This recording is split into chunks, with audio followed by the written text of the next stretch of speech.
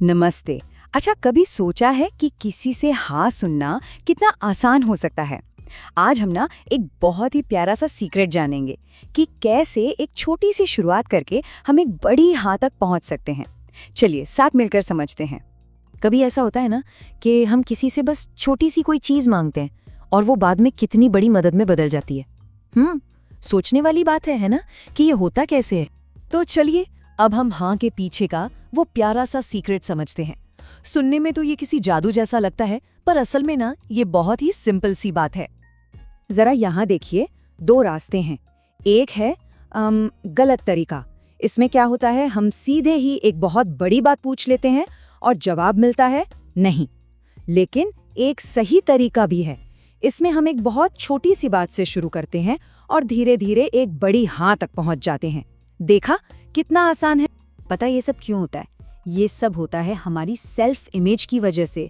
मतलब हम अपने बारे में क्या सोचते हैं, हम खुद को कैसा इंसान देखते हैं। जब हम किसी छोटी सी चीज के लिए हाँ कह देते हैं तो हमारे मन में एक आवाज आती है, अरे वाह, मैं तो एक हेल्पिंग पर्सन हूँ। और फिर ना हम बस वैसे ही अच्छे बने रहना चाहते हैं।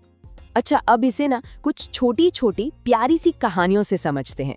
ये कहानियां बिल्कुल वैसी है जैसे हमारे स्कूल के दिनों में होती थी या घर पर होती हैं।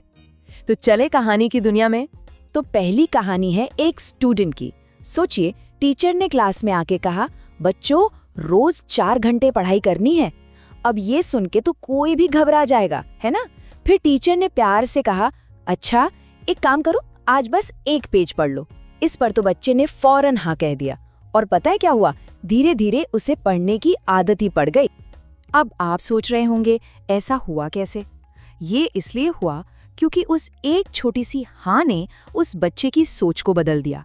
उसके मन में आया, अरे मैं तो एक अच्छा स्टूडेंट हूँ जो पढ़ाई करता है। और बस हो गया ना काम। अब चलते हैं ऑफिस। मैनेजर ने अपने एक एम्प्लॉई को बुलाया और कहा, क्या आप ये पूरा का पूरा नया मॉड्यूल हैंडल कर लेंगे?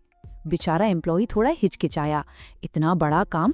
फिर मैनेजर ने कहा, ओके एक काम करिए, बस इस एक डॉक्यूमेंट को रिव्यू कर दीजिए। इस पर उसने आराम से हाँ कह दिया। और फिर जानते हैं क्या हुआ? कुछ दिनों बाद उसी ने खुशी खुशी पूरे मॉड्यूल की जिम्मेदारी ले ली।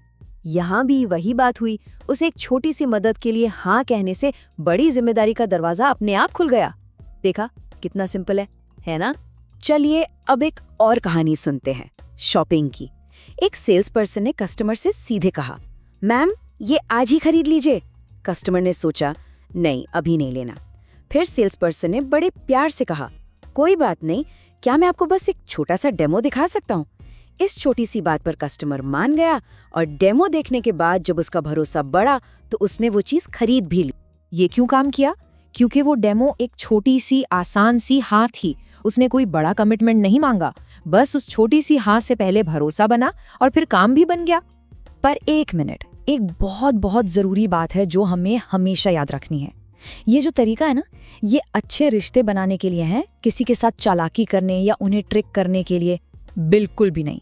तो जब भी हम कुछ पूछे तो पहली रिक्वेस्ट कैसी होनी चाहिए? पहली, वो बहुत आसान हो। दूसरी, वो रीजनेबल हो, मतलब कुछ भी अजीब सा ना हो। और तीसरी, सामने वाला अपनी मर्जी से हाँ कहे। ये एक सच्ची छोटी सी पहल होनी चाहिए, कोई ट्रिक नहीं।